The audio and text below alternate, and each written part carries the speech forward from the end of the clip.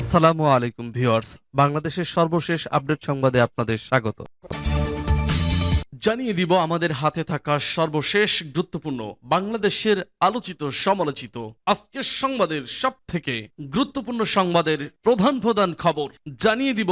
শুরুতেই সংবাদ শিরোনাম। আলহামদুলিল্লাহ, অতি শীঘ্রই ছাত্র আন্দোলনে হত্যার তদন্ত শুরু করবে জাতিসংঘ।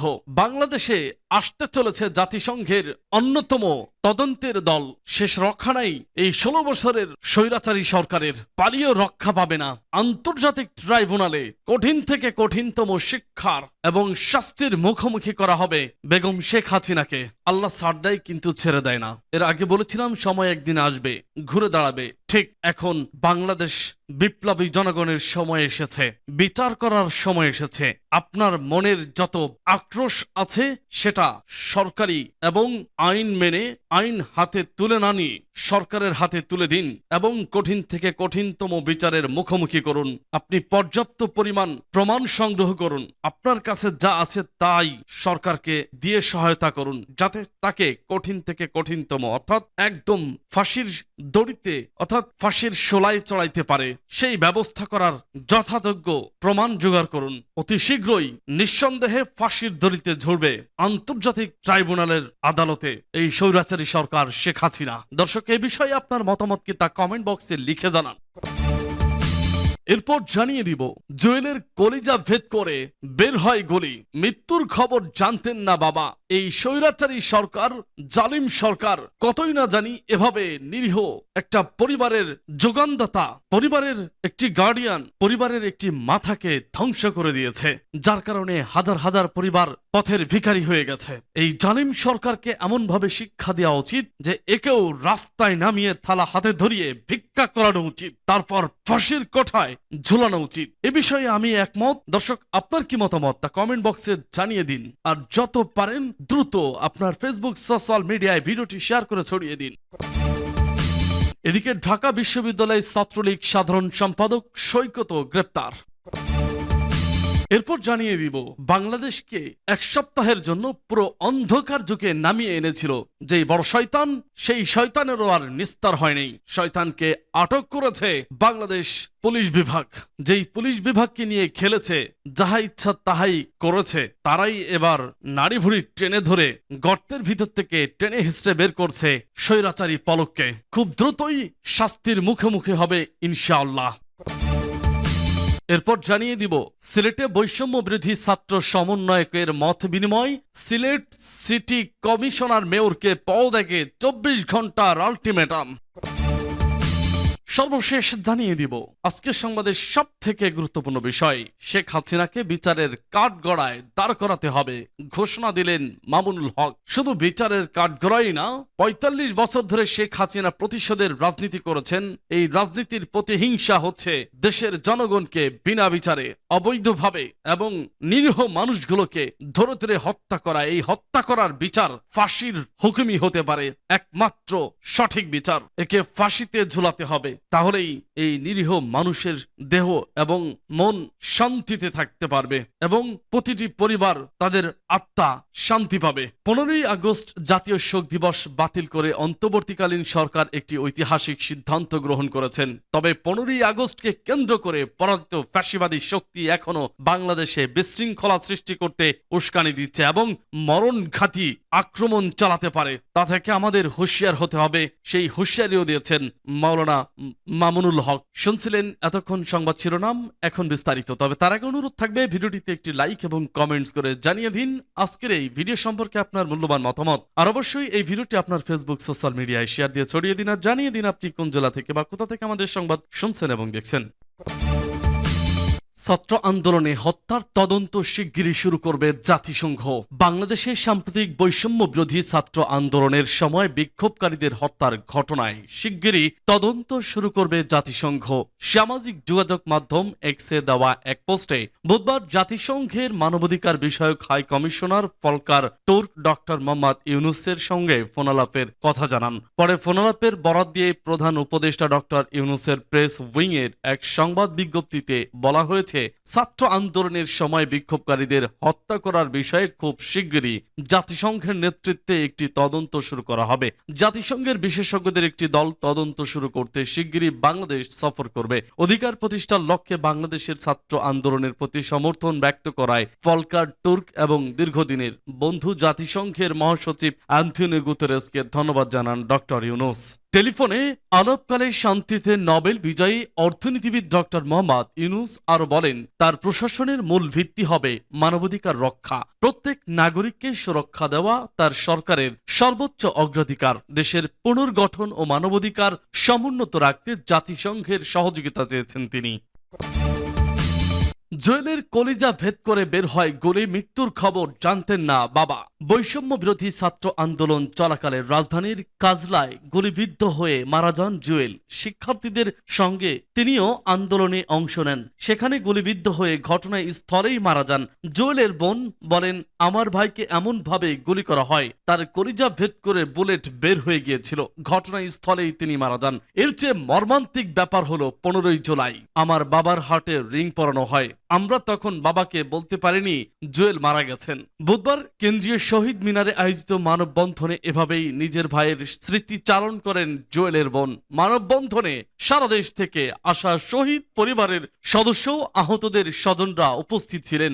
জুয়েলের বোন বলেন, আমার ভাই ছাত্র ছিলেন না, কর্মজীবী ছিলেন। পরিবারের একমাত্র উপার্জনক্ষম ছিলেন। ছাত্রদের সহযোগিতার জন্য রাজপথে নেমেছিলেন। আমার ভাই সবসময় বলতেন, 1971 সালে স্বাধীনতা শুধু ছাত্রদের দিয়ে আসেনি, তাতে জনসাধারণেরও অবদান ছিল। এবারও জনসাধারণকে রাজপথে নামতে হবে। আমরা দেখেছি ছাত্রদের সঙ্গে অভিভাবক, শিক্ষকরাও রাজপথে নেমেছিলেন। আমার ভাইও নেমেছিলেন। কান্নাজড়িত কণ্ঠে তিনি বলেন, এ স্বাধীনতা শুধু ছাত্রদের রক্তের বিনিময়ে আসেনি, আমার ভাইয়ের মতো কর্মজীবীরাও রক্ত দিয়েছেন। আমি এক অভাগা বোন।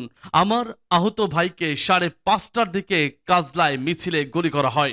বুলেট তার কলিজা ভেদ করে বের হয়ে গিয়েছিল। সবচেয়ে মর্মান্তিক বিষয় হলো 15ই জুলাই আমার বাবার হার্টে রিং পরানো হয়। আমরা তাকে বলতেও পারিনি যে আমার ভাই আর দুনিয়ায় নেই। মানববন্ধনে জুয়েলের বোন আরো বলেন, আমার ভাইয়ের মরদেহের পোস্টমর্টেম করতে চেয়েছিল তারা, তবে তার আগেই শিক্ষার্থীরা জোর করে আমার ভাইয়ের মরদেহ নিয়ে যায়। কারণ ওই সময় শোনা যাচ্ছিল সব মরদেহ গুম করে ফেলা হচ্ছে। তিনি বলেন, আমরা ছোট 2 ভাই বোন এখনো শিক্ষার্থী।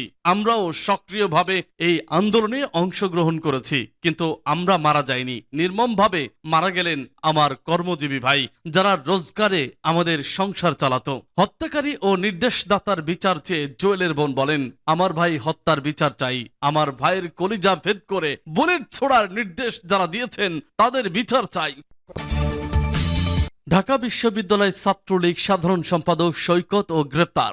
ঢাকা বিশ্ববিদ্যালয় ছাত্রলীগের সাধারণ সম্পাদক তানভীর হাসান সৈকতকে গ্রেপ্তার করেছে পুলিশ। বুধবার রাতে রাজধানীর নিকুঞ্জ আবাসিক এলাকায় আত্মগোপনে থাকা অবস্থায় তাকে গ্রেপ্তার করা হয়। গ্রেপ্তারের বিষয়টি নিশ্চিত করেছেন ডিএমপির অতিরিক্ত উপপুলিশ কমিশনার মোহাম্মদ ওবায়দুর রহমান। তিনি জানান, নিকুঞ্জ আবাসিক এলাকায় আত্মগোপনে ছিলেন ঢাকা বিশ্ববিদ্যালয় ছাত্রলীগের সাধারণ সম্পাদক তানভীর হাসান সৈকত। পরে গোপন সংবাদের ভিত্তিতে তাকে গ্রেপ্তার করে পুলিশ।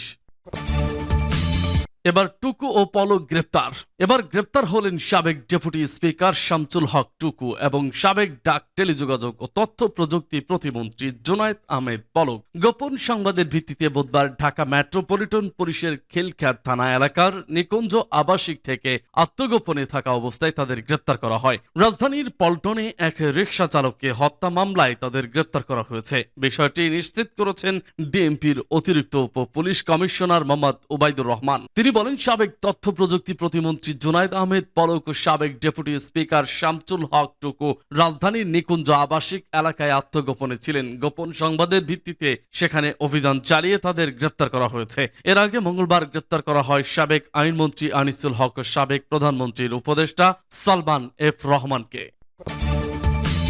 সিলেটে বৈষম্য বিরোধী ছাত্র সমন্বয়কের মত বিনিময়। সিলেট সিটি কমিশনার মেয়রকে পদত্যাগে 24 ঘন্টার আলটিমেটাম। বৈষম্য বিরোধী ছাত্র আন্দোলনের সমন্বয়করা বলেছেন, কেউ যদি মনে করে এই সরকার 17 জনের, তবে ভুল হবে।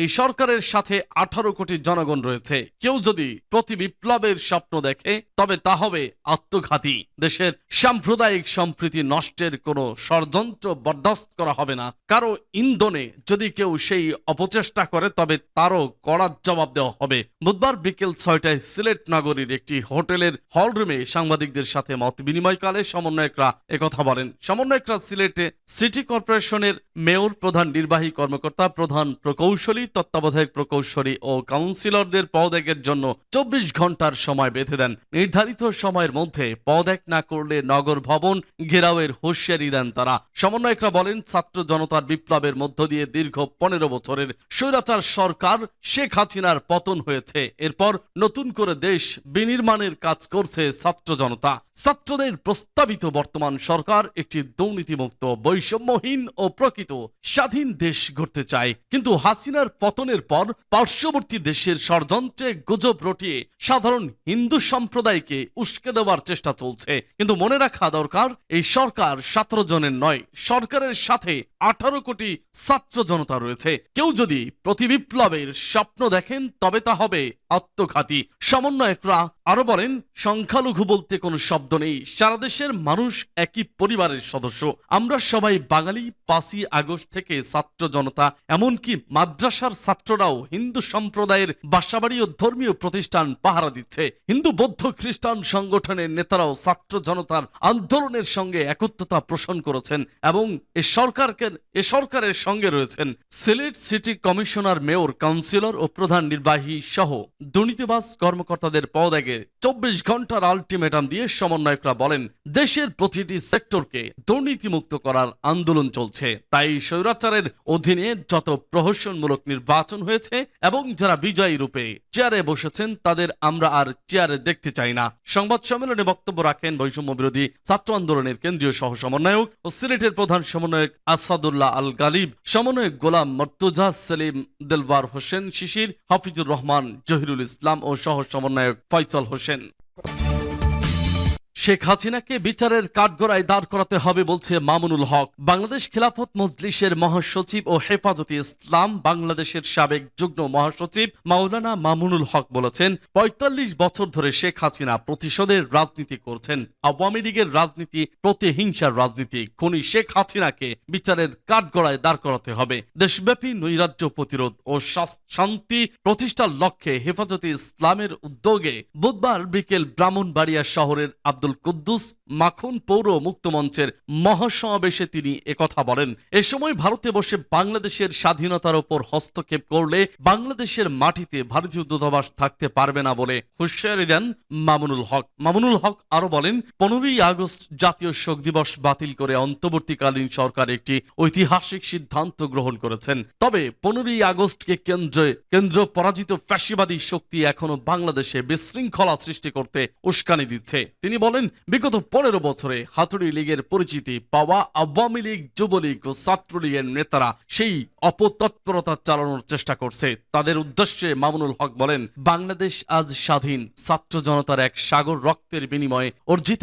বাংলাদেশে 15ই আগস্টকে কেন্দ্র করে কোন নৈরাজ্য সৃষ্টির পাইতারা করা হলে প্রতিহত করা হবে। এজন্য বৈষম্য ছাত্র আন্দোলনের নেতৃবৃন্দ ও অন্তর্বর্তীকালীন দায়িত্বশীলদের পাশাপাশি হেফাজতের নেতাকর্মীদের 15ই আগস্ট সহ গোটা আগস্ট মাসে সতর্ক থাকতে হবে। তিনি আরো বলেন, আওয়ামী লীগের রাজনীতি হলো প্রতিহিংসার রাজনীতি। 1975 সালে 3.5 বছরে 30,000 যুবককে হত্যা করা হয়েছে। এদেশে বাকশাল কায়েমের মধ্য দিয়ে মানুষের সকল অধিকার হরণ করা হয়েছিল।